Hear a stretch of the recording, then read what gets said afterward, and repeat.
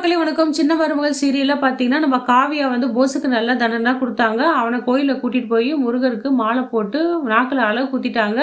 சித்ரா கிட்டயும், ஈஸ்வரிட்டயும் சொல்றாங்க, "மனுஷனால திருத்த முடியாது. தெய்வத்தால கண்டிப்பா திருத்த முடியல. அவங்க பையன திருந்தன்னு நெனச்சுக்காதீங்க. காலப்போக்குல கடவுளே உங்க பையன நல்புத்தி குடுப்பாரு." அப்படின்னு சொல்றாங்க. இதனால கோவப்பட்ட சித்ரா என்ன பண்றா, "என்னம்மா இவ ரொம்ப ஓவரா பண்ணிட்டு இருக்கா. இவ பண்றது எனக்கு ஒண்ணுமே பிடிக்கவும் இல்ல, புரியவே இல்லமாட்றாங்க. எல்லாம் எனக்கும் தாண்டி பிடிக்கல. நான் என்ன பண்றது தலையெழுத்து. போஸு கொஞ்ச நாள் கஷ்டப்படுறா. காலத்துக்கு எப்புட்றா உங்க பெரியப்பன்கிட்டயே நம்ம சோத்துக்கும், துணிமணிக்கும் நம்ம கஷ்டப்பட முடியும். நம்மளுக்கு ஒரு நல்ல வாய்ப்பு ஜாக்பாட்டு தான் இந்த காவியா. காவியா ஒரே பொண்ணு. அந்த சொத்தெல்லாம் உனக்கு தான்டா வந்து சேரும். அப்புறம் நம்ம ராஜா, ராணியாட்டம் வாழலாம்டா. அதனால நம்ம கஷ்டத்த பொறுத்து தான் வாழணும்." அப்படின்னு சொல்றா.